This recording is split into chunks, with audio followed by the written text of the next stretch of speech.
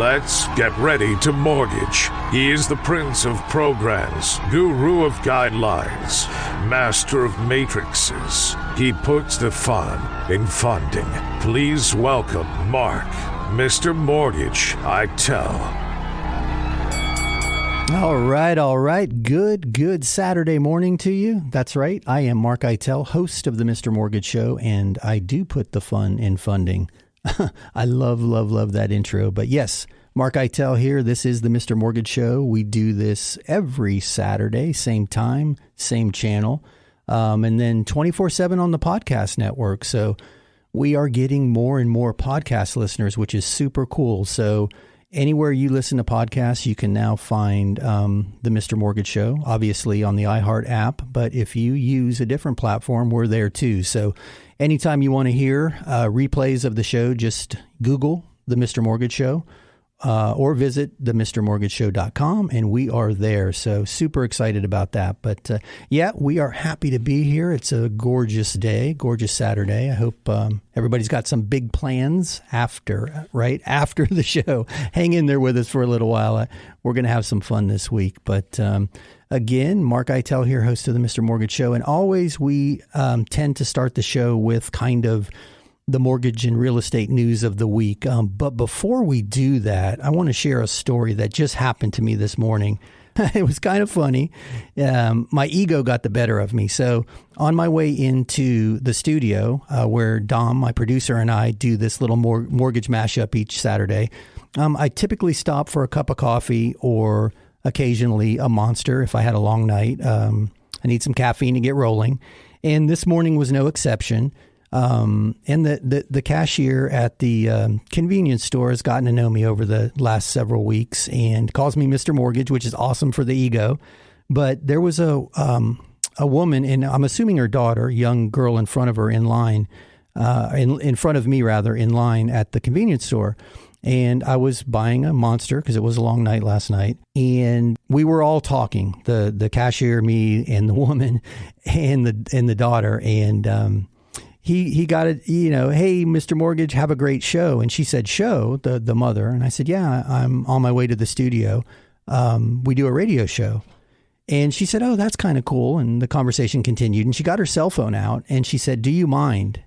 And I thought she wanted a photograph with Mr. Mortgage. I thought it was selfie time. So, I'm fixing my hair and kind of leaning in. And she says, no, I don't want a picture of you. Will you take a picture of me and my daughter?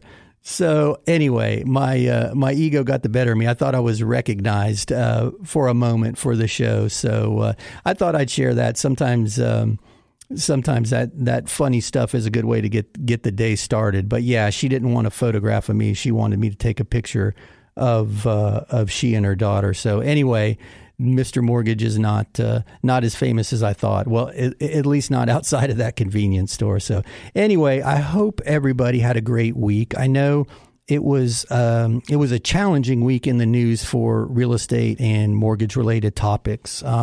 We are in an interest rate environment that continues to experience upward pressure. If you've been following any of the news articles that we produce over the last year or so, or listener to this show, it's no surprise to you. We've been talking about this for a long time, and honestly, it's long overdue. It's just, I don't think anybody's concerned about where we are. It's how fast we got here, I think, is what has everybody just kind of reeling, if you will. So I just wanted to get that out of the way. Interest rates are, as we've talked about for a long time, they're in this range and they're going to stay here for a while. And, they'll move in quarter point increments, maybe up and down throughout the cycle. Federal Reserve is intent on raising the overnight rate. By the balance sheet reduction, we're experiencing some mortgage interest rate pressures there, more so than the actual overnight rate being raised. So anyway, it's not bad news. It's just the news. So 30-year mortgage rates, I would expect to remain in this 4.5% to 5.5% interest rate range wherever you land based on your program. You're going to probably be somewhere in there. And it's still a great time to buy real estate. We talked a little bit about it last week, and I had some interesting conversations after the show because I don't you may remember we talked about bamboo toilet paper, the pandemic, and supply and demand. And I kind of weaved a story about all of those as an example of what is actually controlling the home valuations that we're seeing. It's supply and demand more so than the cost of money. Now, if money continues to become more expensive, there's going to be less buy-side demand, and May is the operative word here, put a little bit of pressure on the market, but there still is far more demand to buy than sell. So that's what most economists are hanging their hat on, signaling that the home values are most likely going to stay in place and continue to appreciate, albeit at a slower pace. I've been calling for a 6 to 9% appreciation rate for months now. So eventually we'll get there and I'll be right. And I'll be able to say, I told you so 6 months ago, but it's going to take some time. We're already starting to see it slow a bit. But by no means do I think we're headed for the quote unquote crash. And we can talk about that. If you have questions about that, shoot them in. I don't know if that's a topic of conversation that people want to cover. I'm happy to dive in. I got into the mortgage business originally in 1999. So I've seen a lot. I've been through some cycles. I think I've got some valuable insight on, where we are and what's similar about this market and what's different. And maybe in all that, there's some answers to some questions that may help you. But happy to dive into that. Just shoot us a question if you have one regarding that topic. Otherwise, I'm not going to bore you with it.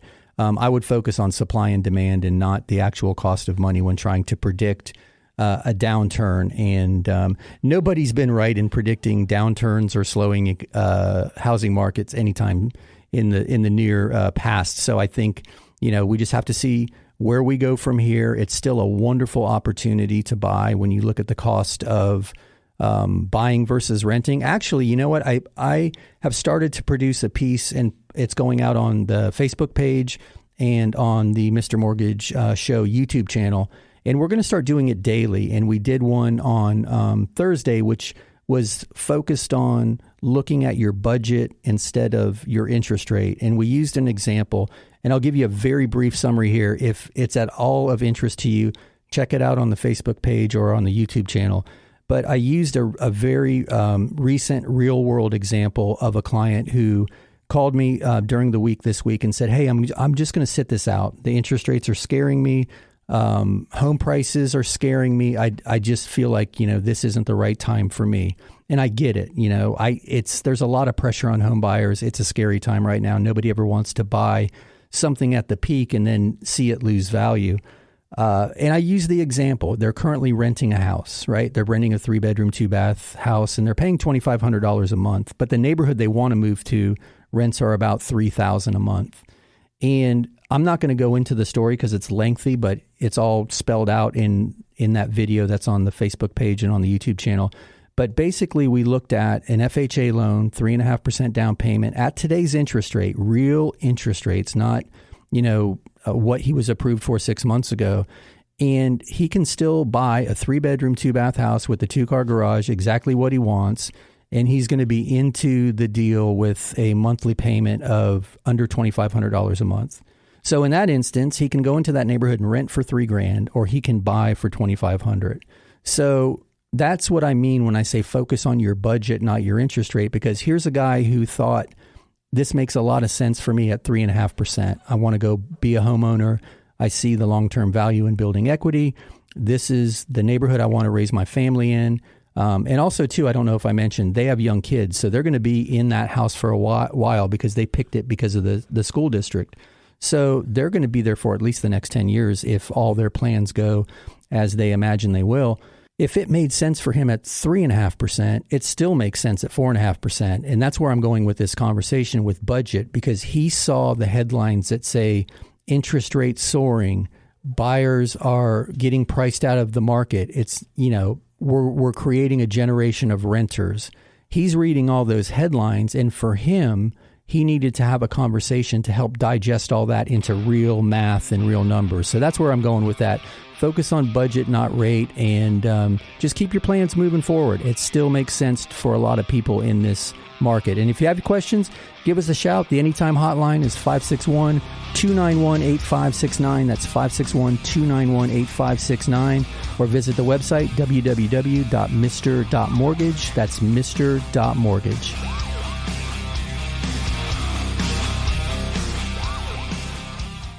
Hey, it's Mark Eitel, host of the Mr. Mortgage Show. You hear me all the time talking about the need to have the very best team representing you in a real estate transaction. And that starts with a really great agent. If you've got a great agent, that's awesome. But if you don't, check out www.reallyGreatAgents.com.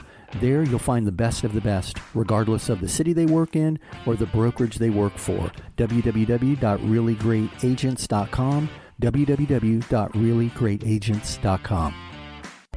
Here's another 5-star review. My wife and I own a small business. And the way our accountant file our taxes, we don't show much income on tax returns. Because of this, it looks as if we don't make the money. This was a problem for our bank when we applied for a mortgage. But not for Mark. He verifies our income by using our monthly bank statements. Mark and his Mr. Mortgage team made a big difference for me. Yes, I am happy to recommend Mr. Mortgage Mark. It's not every day that you need an appraisal, whether it's for a divorce settlement, estate planning, or maybe you're appealing a tax assessment, or you just want to make sure you have adequate coverage in your property insurance. When you need a certified appraisal, turn to my friends at soflappraisal.com. That's soflappraisal.com. Peter and his team have been appraising properties here in South Florida for decades. soflappraisal.com. And tell them you heard this on the Mr. Mortgage Show. Are inflation and everyday expenses eating into your retirement income? Maybe you've considered a reverse mortgage and have unanswered questions like, do I still own my property? Can the bank kick me out? What happens when I die? Can I still leave my house to my kids? These are all great questions. Visit www.moreaboutreverse.com to learn more. That's www.moreaboutreverse.com. www.moreaboutreverse.com. Welcome back to the Mr. Mortgage Show. Call us now, 561-291-8569. That's right. We are back. My name is Mark Eitel. I host the Mr. Mortgage Show every Saturday morning. Same bat time, same bat channel. And thank you so much for joining us. And yeah, shoot us your questions, call or text with your questions. Dom, my producer, is here. He's on the board. He's got the phone in his hand.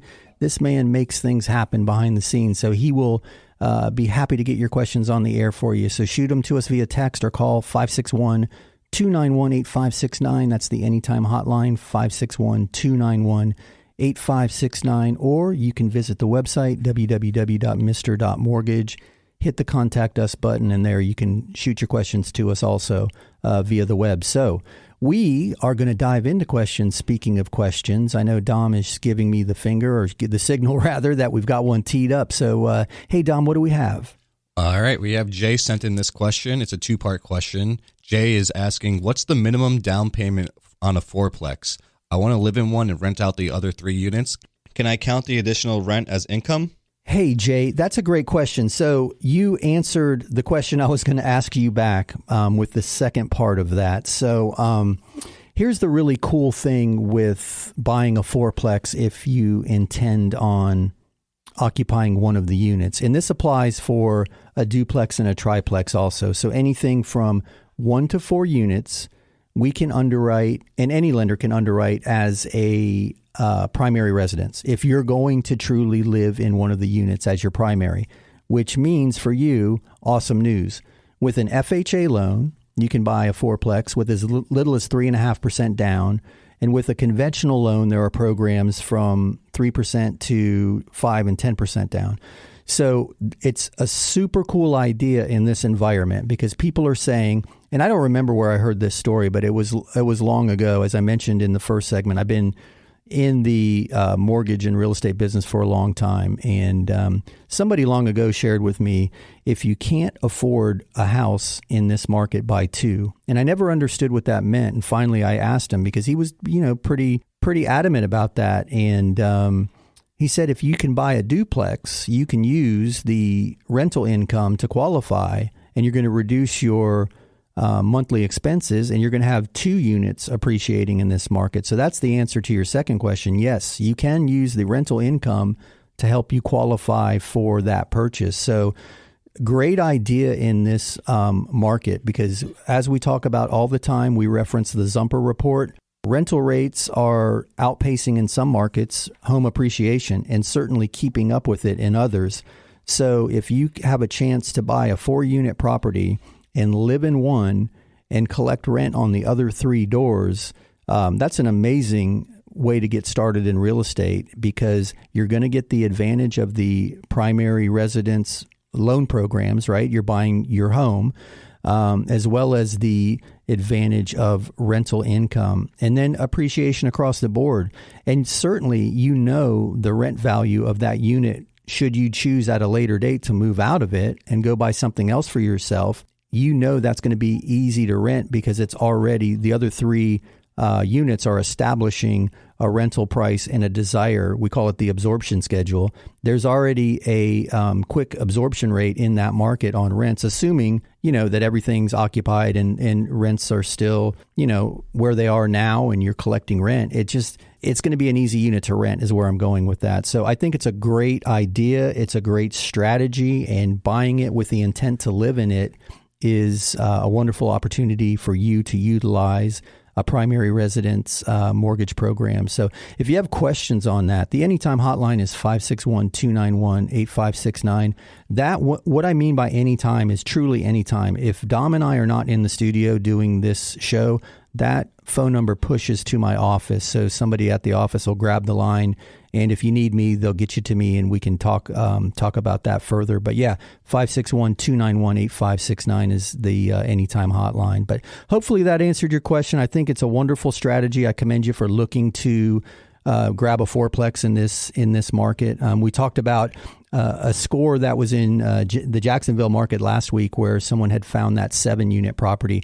Different loan program for him because it's a 7-unit property, but he's doing the same thing. He's going to live in 1 unit and rent all of the others out, and be in a great cash flow position. So hopefully that helped. If you have more questions, just give us a shout on that. But let's throw it back to Dom and see if we have another question teed up. We do. Denise left us this question on the hotline. Denise said she's relocating from another state. How long do I need to be on the job in Florida before I could qualify for a mortgage? Hey, Denise. So you and everybody else are relocating to sunny South Florida. Well, I'm assuming South. Anywhere in Florida is sunny by comparison to a lot of the country. But great question. It's a question we get often. And there's a few different answers to that question. So I'm going to start with, and I'll give you some examples, because as I mentioned, we see this a lot. Recently, we've had a client relocate from New York, and they're in an executive level position with their company, and they've accepted a position down in Florida,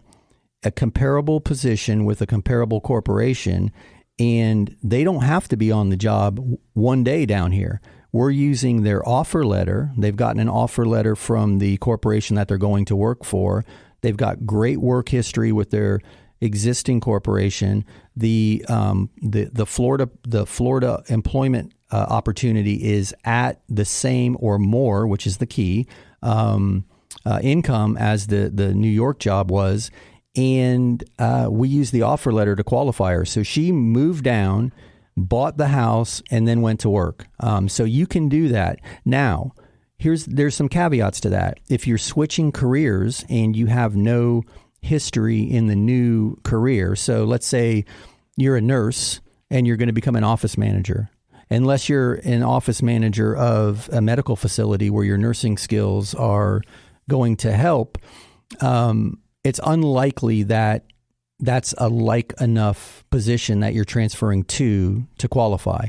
And there may be some instances where that would work. If you were a nurse with some managerial responsibilities in a doctor's office, they might translate, but that might not be the best example. But if you were a nurse and you're going to go sell advertising for this radio station, you've got no history as a radio advertising salesperson, and you're going from salary to commission. In that instance, you're going to want to establish yourself in the new employment role and establish a new income base to qualify. So you will have to be here for a period of time.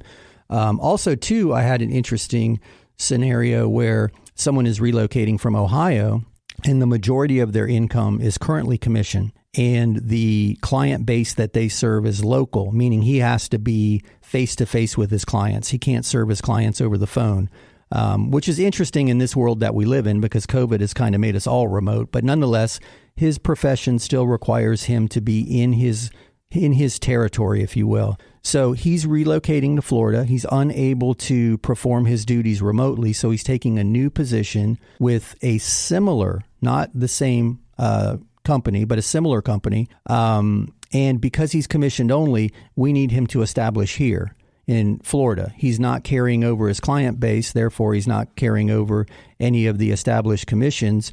So in that instance, there is going to be some time requirements on the job in Florida to establish himself before he's going to qualify. So hopefully that gives you a little more insight. I would be happy to answer that question in greater detail.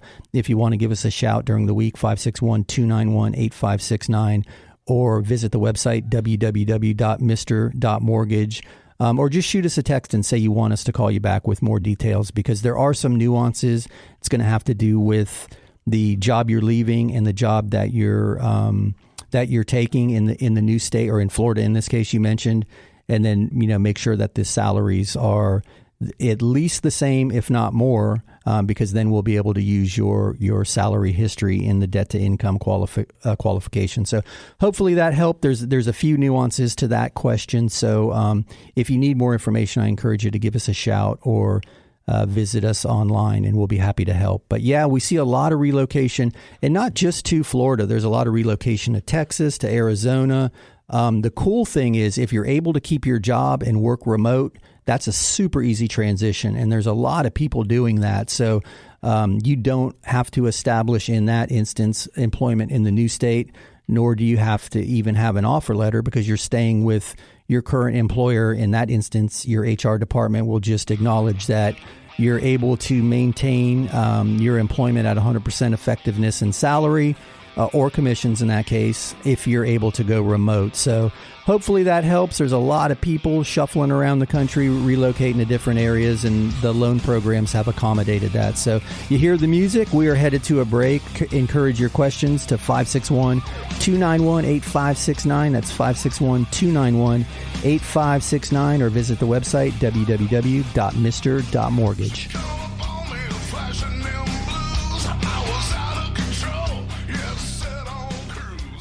Hey, it's Mark Eitel, host of the Mr. Mortgage Show. You hear me all the time talking about the need to have the very best team representing you in a real estate transaction. And that starts with a really great agent. If you've got a great agent, that's awesome. But if you don't, check out www.reallyGreatAgents.com. There you'll find the best of the best, regardless of the city they work in or the brokerage they work for. www.reallyGreatAgents.com. www.reallyGreatAgents.com. Here's another 5-star review.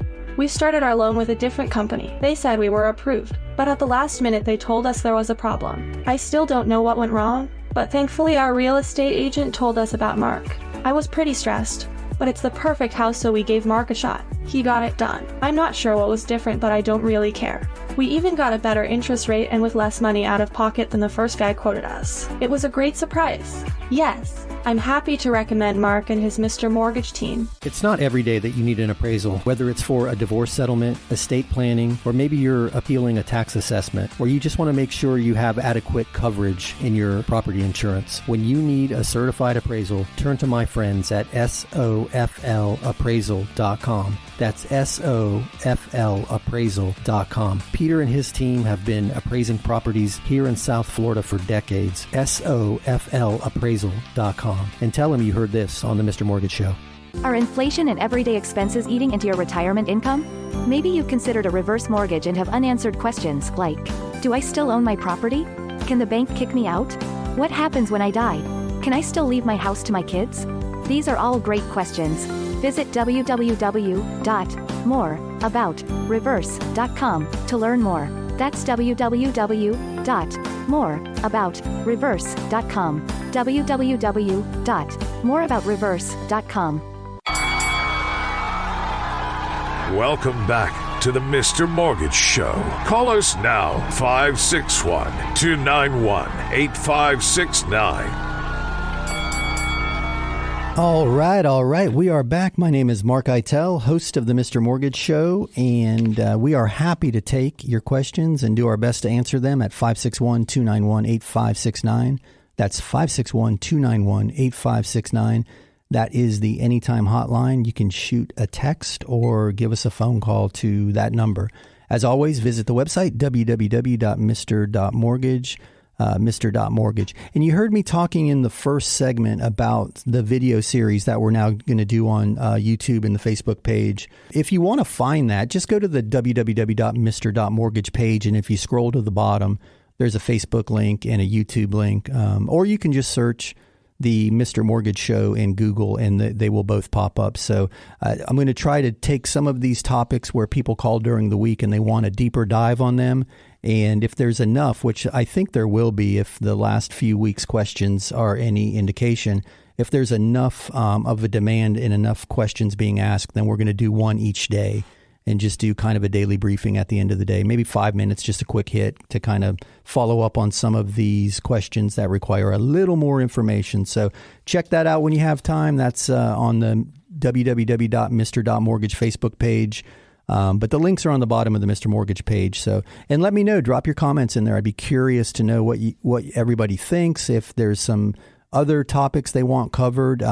If you want a specific topic covered, the easiest way to do it is to call or text to the 561-291-8569 number. So speaking of that, questions being called or text or emailed in, I'm going to throw it over to Dom, my producer, and see what he has. All right, we have Sherry emailed this one to us. She's asking, I'm hearing a lot about a recession in the news. What will a recession do to the home values? Okay, that was Sherry? Yes, it was. All right, Sherry. Hey, that's a great question. And honestly, that's what we're hearing the most of lately. People are concerned. They're seeing inflation. They're seeing a creep in interest rates. And now it's pretty clear that we're going to enter a recession. When it happens, whether it's in the next 6 months, if it's in the next 6 weeks, we don't know. We don't know how deep of a recession is, that we're going to experience, but it's highly likely that we're going into a recessionary period. So because I'm getting asked this question so often, and I talked about it a little bit last week when I used the Johnny Carson show analogy, right? Because we watch the old rerun TV channels, and Johnny was talking about, 12% inflation, that particular episode. And then I dug into the interest rates and the appreciation rates of those months specific to that show.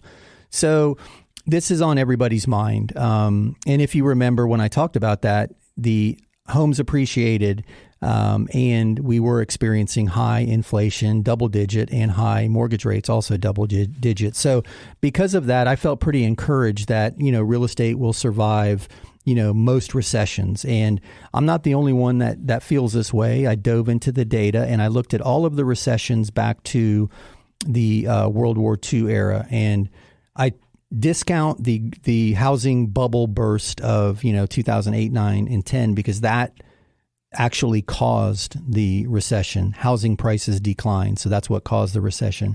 But a normal recession that's caused by other economic factors, housing seems to do pretty well by comparison. So I printed out just a very brief summary, and I think what I'm going to do is I'll probably do one of those deep dives on the YouTube or Facebook channels about this, because we're getting so many questions related to this. But in the early 70s, we were in a recessionary period from, I believe it was November of 73 to March of 75 is what they're calling that particular recessionary cycle. And during that time, we saw homes appreciate 11.7%. So in a recession, we still saw appreciation. Now, whether that appreciation outpaced inflation or the cost of money, that's all secondary conversation. My point in all of this is only to share that the home value itself went up. And whether we're in a recession or not, we're going to need homes to go home to. You need a place to live.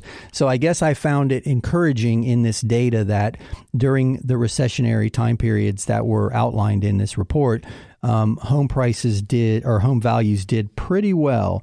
There was another recession in the early 80s.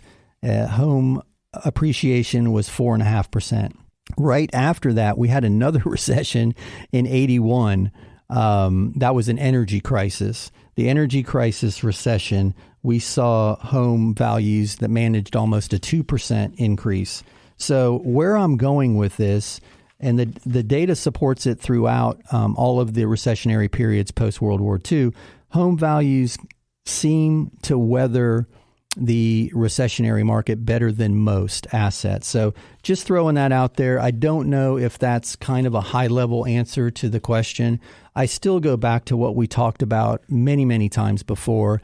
If you can afford to buy a home and you're buying your home, your primary residence, I would get less caught up in where we are economically and where we are interest rate wise. Certainly you want to keep your personal financial house in order. You want to make sure you're making your financial decisions based on your job stability, you've got the income, you qualify. But in that example that we talked about in the first segment of today's show, that family could rent for $3,000 a month or buy for $2,500 a month. It makes sense to buy. And in the examples that we just talked about in the recessionary cycles, the home values went up. And the best part about buying now is if you believe the forecast that interest rates are going to continue to rise, by buying now, you've locked in that low interest rate for 30 years. So as rents go up and other inflationary pressures continue to affect your monthly expenses,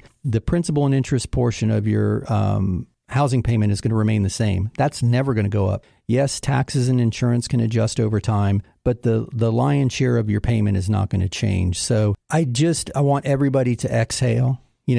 Just exhale. We talked about this before. Interest rates moving from, 2.5% to 3% caught everybody by surprise. 3% to 4 to 4.5. And as we move into the 5s, people are just, they're reacting. They're not responding. So look at your budget. Does it make sense? Can you afford it? Is this somewhere you want to call home? If all of those things line up, then it probably makes sense for you to go ahead and buy something. And on the other side of this, as rates continue to move up a little bit, it's interesting because some people are thinking we're at the peak of the value. There's going to be more sellers on the market. That may not be the case. There may be people who have refinanced in the last 2 years and have a 3% 30-year fixed rate, and they're not moving anywhere. They're happy with where they are. They're sitting tight, and they may even take some of that newfound equity and grab an equity line and put an addition on their home. So just because there's some uptick in interest rates, I wouldn't automatically assume that there's going to be more inventory hit the market because people are assuming we're at that apex, because when somebody sells, they still have to buy. So I share all that not to be pessimistic. I still feel like real estate's the best place to be. It definitely made a significant difference in my early life by buying a house instead of renting it. That's why I'm in the business. And it just cycles. That's all. That's, I guess, where I'm going with this. It cycles, and there's always a good time to buy and always a good time to sell, depending on your personal circumstances. And if you can afford the payment and it's a place you want to live, and that payment is fixed for 30 years, I would highly suggest moving forward before rates continue to move up. And then that's just going to put more pressure on your buy side. So to answer your question, recessions typically don't pull real estate values down. The biggest contrast to that statement is going to be the housing bubble burst of 2008, 9, 10. It depends on where you were in the country when you saw the biggest effects on it. That's why I give that range. But housing prices went down significantly during that time period. However, they led us into the recession, and the reason they went down wasn't because of the recession. It was for a whole variety of factors that I could talk for days on, and I would be happy to talk to you for days on it. If you have questions regarding that, give me a shout. 561-291-8569 is the Anytime hotline, and that number will go to my office during the week. Or visit the website, www.mr.mortgage. That's www.mr.mortgage. And we will be right back after this break with more of your questions. Hang in there.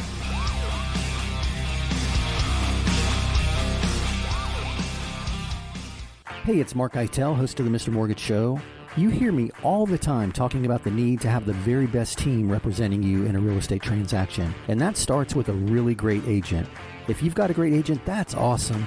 But if you don't, check out www.reallyGreatAgents.com. There you'll find the best of the best, regardless of the city they work in or the brokerage they work for. www.reallyGreatAgents.com.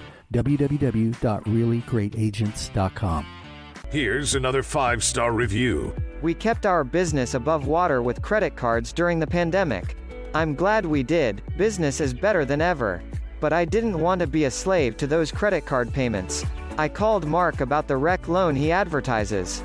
Long story short, we did a rec refinance and paid off everything, even the car. Now we only have the mortgage payment. We're saving a bunch every month. Yes, we are happy to recommend Mark and the Mr. Mortgage team. It's not every day that you need an appraisal, whether it's for a divorce settlement, estate planning, or maybe you're appealing a tax assessment, or you just want to make sure you have adequate coverage in your property insurance. When you need a certified appraisal, turn to my friends at SOFLappraisal.com. That's SOFLappraisal.com. Peter and his team have been appraising properties here in South Florida for decades. SOFLappraisal.com. And tell them you heard this on the Mr. Mortgage Show. Are inflation and everyday expenses eating into your retirement income? Maybe you've considered a reverse mortgage and have unanswered questions like, do I still own my property? Can the bank kick me out? What happens when I die? Can I still leave my house to my kids? These are all great questions. Visit www.moreaboutreverse.com to learn more. That's www.moreaboutreverse.com. www.moreaboutreverse.com. Welcome back to the Mr. Mortgage Show. Call us now, 561-291-8569. All right, we are back. And yes, call us now, 561-291-8569 is the anytime hotline, 561-291-8569. You can also shoot a text to that number, or as always, visit the website, www.mr.mortgage, www.mr.mortgage, never a .com. Just type in mr.mortgage. So in the spirit of questions being answered, I'm going to throw it back to Dom, my producer, and see what he has teed up for us. All right, we have Manny who just called us with this. Manny's asking, I listened to last week's show a second time on the app. I still don't fully understand the bamboo toilet paper analogy. You were saying prices will go down? Hey, Manny, I love that you brought that up. So if you're a regular listener of the show, you caught last week's episode where we talked about supply and demand, and I used a crazy analogy with the pandemic, and somehow I weaved it into the bamboo toilet paper that we were stuck buying at my house because that was all we could find. So, and hey, before I lose this thought, Manny, thanks for listening on the app. We are on all the podcast apps, so I'm super excited that you were either entertained enough or confused enough that you had to hit that episode a second time to figure out what I was talking about with the bamboo TP. But thanks again for checking us out on the podcast, and super excited to have this question, because I have to admit, I have had several comments during the week about, WTF, Mark, what about the bamboo toilet paper? Where were you going with that? So here's my point in all this, and this kind of spills back to Sherry's question about the recession. So everybody is so hyper-focused on housing right now. It's the biggest news outside of the pandemic in Russia. Everybody's talking about housing. And there's some really good data out there, and there's some really bad data. There's some people that are trying just to get attention. They're scaring you. It's clickbait. So what I want to share, and I'm going to go back to the bamboo toilet paper analogy just for a minute to answer Manny's question. When there is more supply than demand, prices go down. When there's more demand than supply, prices go up. Now, we talked about last week, we all went through the pandemic together, and there were some key essentials that we couldn't find. Everybody panicked, bought all of the paper products at the grocery store, at the convenience store. You couldn't find napkins, paper towels, toilet paper. We couldn't find hand sanitizer. You couldn't buy bleach. Anything that you used, either paper products or disinfectants, they were nowhere to be found. So what happened? We all went to eBay, we went to Amazon, and we bought whatever we could, wherever we could, and we paid whatever we had to pay to get them. And I will not forget this. There was a gas station convenience store that I stop at on the way home to get gas, and they had single rolls for sale for about, I want to say it was around $5 a roll. Now, they weren't price gouging. They paid a premium to get it. They were doing their clients a service by providing it. But my point in telling that story was the bamboo toilet paper example had to do with what we found at CVS. CVS went out and did all of the consumers a huge favor, and they bought whatever they could buy. And they bought a bunch of this bamboo toilet paper. And it's awesome. It's good for the environment. There's a nice story around it, but it's expensive and it's strange. It's brown. It doesn't look like toilet tissue. But that was all that you could get at that time. So we started to use it. Now, when the Bounty and the Scott's and all of the other brands were back on the shelf, nobody wanted to buy the bamboo toilet paper anymore. There were many other choices. So more supply. That bamboo toilet paper, because it lost all of its demand, went on sale. And I still have a ton of it in my pantry because I'm a cheapskate and I bought it all on sale. And that was my point in that story. When there's more supply than demand, prices, and it doesn't matter if you're buying apples, if you're buying cars, if you're buying houses. If more people want to sell it than want to buy it, prices are going to go down. If more people want to buy it than want to sell it, prices are going to go up. Not until we get to an even demand and sales side of the scale are balanced are we going to see pricing stabilize. And that's where I think we're headed. I think the additional cost of money are going to put some people's purchase on hold because they're unable to buy the house they really want and they're going to wait and try to save more money. That's a whole nother conversation. Very rarely do people outsave appreciation, but I'm not going to go into that now. So once there's the same amount of demand as supply, prices will balance. I think that's where we're going, and that's where I started with this story is as money becomes more expensive, it may ease the demand on the buy side and level that cycle out and pull appreciation, which was just reported this week, year over year, 18%, which amazes me that we're still at, this clip. It's going to pull it back down to where it should be, 6%, 9%, 8%, somewhere in that range. So the bamboo toilet paper story was just the best analogy that popped into my head last week about supply and demand. So I hope that helps when you're looking for this inevitable real estate crash, which I don't think is inevitable. I think there's more demand than there is supply. So prices are supported. Even at 5% interest rates, there's more demand. And there's also demand from institutional buyers who want to buy properties and turn them into rentals. So that's another demand side of the equation that people aren't necessarily taking into effect. And when these Wall Street companies are moving blocks of cash to buy properties, they're less affected by a 30-year fixed rate mortgage. So there's a lot of demand in the market to indicate that prices are going to, at very least remain where they are. So Manny, that was where I was going with that story last week. I kind of like to break things down to very simple analogies that I can understand. I'm born and raised Florida boy. I spent my life on the beach and in the mud with my hillbilly buddies. So I have to have a story that I can wrap my mind around, and that's where I was going with that. And also, too, as we're talking about this, there's some people who say if interest rates hit 6%, the bubble's going to burst.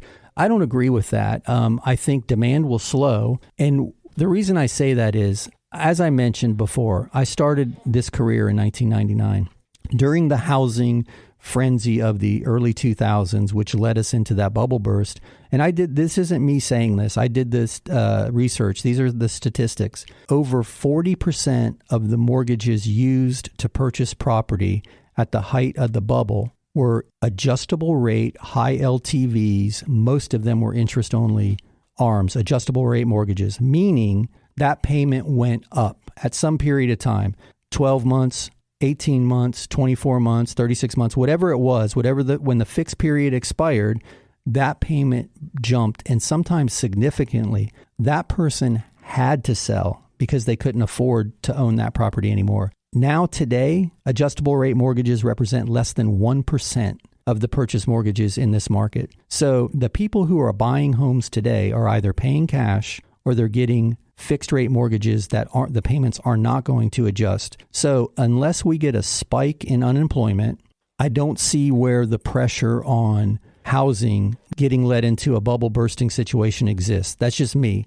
As long as unemployment remains low, I do think we need some wage side increase to offset some of this inflationary pressure for sure, because it's harder and harder for people to afford everything, not just a house. And that needs to be considered also when I'm talking all the time about look at your budget, not the interest rate. You need to look at your global budget. What's your grocery bill now? What's your gasoline expense? Because when you're doing a mortgage application, that's not taken into consideration. When we evaluate your debt to income, we're not looking at your grocery bill that went from $100 to $200 over the last, 12, 14 months. You need to consider that. But my point is, unless unemployment starts to spike, most people are still able to go home and pay their bills. So I would watch supply and demand in the market. If there's, housing remains on the market longer before it sells, you see those inventory numbers creep up. And if the unemployment rate starts to increase, then I would be concerned. For now, I think it's just an uncomfortable existence of a higher interest rate that we're living through. But the reality is I think housing values are supported by a lot of ancillary causes. So anyway, I hear the music.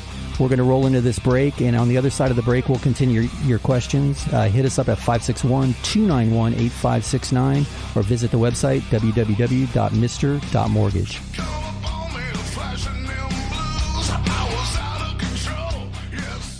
Hey, it's Mark Eitel, host of the Mr. Mortgage Show. You hear me all the time talking about the need to have the very best team representing you in a real estate transaction, and that starts with a really great agent. If you've got a great agent, that's awesome. But if you don't, check out www.reallyGreatAgents.com. There you'll find the best of the best, regardless of the city they work in or the brokerage they work for. www.reallyGreatAgents.com, www.reallyGreatAgents.com. Here's another 5-star review. As a realtor, I have a bunch of mortgage brokers to choose from, but I prefer to work with Mark and his Mr. Mortgage team. In this crazy market, there is no room for error, especially on the mortgage side. Mark's team moves fast, keeps everybody in the loop, and makes things happen. They always give my clients a great deal and take the time to walk them through every step of the process. When you're considering a lender, I encourage you to talk to Mark Eitel and the Mr. Mortgage team. It's not every day that you need an appraisal, whether it's for a divorce settlement, estate planning, or maybe you're appealing a tax assessment, or you just want to make sure you have adequate coverage in your property insurance. When you need a certified appraisal, turn to my friends at SOFLappraisal.com. That's SOFLappraisal.com. Peter and his team have been appraising properties here in South Florida for decades. SOFLappraisal.com. And tell them you heard this on the Mr. Mortgage Show. Are inflation and everyday expenses eating into your retirement income? Maybe you've considered a reverse mortgage and have unanswered questions like, do I still own my property? Can the bank kick me out? What happens when I die? Can I still leave my house to my kids? These are all great questions. Visit www.moreaboutreverse.com to learn more. That's www.moreaboutreverse.com. www.moreaboutreverse.com. Welcome back to the Mr. Mortgage Show. Call us now, 561-291-8569. All right. We are back. My name is Mark Eitel, host of the Mr. Mortgage Show, and we certainly encourage your questions to 561-291-8569. You can call or text those anytime. As I always mention, that pushes to the office during the week. So 561-291-8569 is the anytime hotline, or visit us online at www.mr.mortgage. That's mr.mortgage, never a .com, just type in mr.mortgage. So we are going to keep this train rolling with some questions. Let me see what we have. What do we have, Dom? All right, we have Jones who just sent us this text. Jones is asking, do I need to have my contractor to finalize remodel project costs before I can apply for refinance? Hey, Jones, that's a great question. And it kind of alludes to where we are in the market with a lot of people who have a ton of newfound equity and they love their neighborhood and they're not going to move, but they're going to remodel their house. So here's the answer to that question. There's two variables that you have to take into consideration. My gut answer to your question is no, because most people consider a renovation, you're redoing the kitchen, you're doing the bathrooms, painting, maybe putting on a screen enclosure, that type of stuff. So in that instance, you don't need your contractor or your budget. You just need to make sure you have enough equity to cover your project, your deal, if you will. So there's a term called tappable equity. And all that means is that's the amount of money you can pull out of your property in the form of a cash out refinance. So this is not an unrealistic example that I'm going to give you because I'm talking with somebody right now that's doing this. They paid $300,000 for their house about 6 years ago, I want to say. I have to look at the actual details. I want to say around 6 years. It appraised to $1 million now. So they have about $700,000 in equity that they can pull out. Now, let's use that $1 million mark. We need to go 80% loan to value. So now that's $800,000. Take that first position out of 300. So they have $500,000 in tappable equity. Assuming $500,000 will meet all your project needs, that's all you need to do. Cash out refi to 80%, or most likely not even to that point. But in that instance, you don't need a contractor. You don't need your budget. You're just doing a cash out refi, pulling out enough cash to cover your project. And actually, it would be better to do it now than wait for interest rates to continue to rise if this is truly your circumstance. The other situation we see a lot of is where people will do a complete renovation. They're adding on to the house. They're significantly changing it. And we see this a lot in the waterfront communities. I've got a friend, Jeff, who bought on the Finger Canal down in Boca, and he's got about $3 million in tappable equity. He's got the only single story, 2-bedroom Florida style house on his street. Everybody's built the McMansions, and he wants to go up second story, whole 9 yards. With him, we're going to do a construction to perm loan because he's actually almost rebuilding the house. So that would be a different scenario. You're going to need your contractor. You're going to need your budget because you're doing a bona fide construction to perm loan at that point. So hopefully that answers your question. This brings up another whole category as we move forward of people who, they're going to kind of nest. They're going to stay where they are. We saw this in the last recession that we went through, and make their home the best they can make it. And, you do a cash out refi and pay off all your debt, renovate your house, and then just kind of hunker down and get through the next, economic cycle if you believe it's doom and gloom. So we've got a few refinance options in that category. One is called an R2R, which is refinance to renovate. And that's kind of like the scenario I mentioned with Jeff in Boca. It's going to be a full-blown renovation. The other is the rec loan, which we're going to reduce, eliminate, and consolidate some debt. You can also pull cash out of a rec loan. A lot of people are unaware of that. They think it's just meant to consolidate. But you can pay everything off and pull some cash out. And there are definitely some pricing advantages to the rec loan.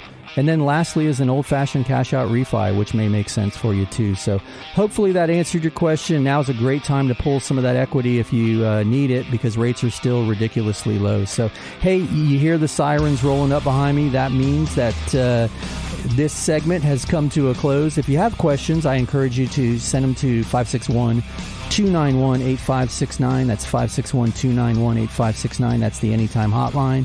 Or visit us online at www.mr.mortgage. That's mr.mortgage.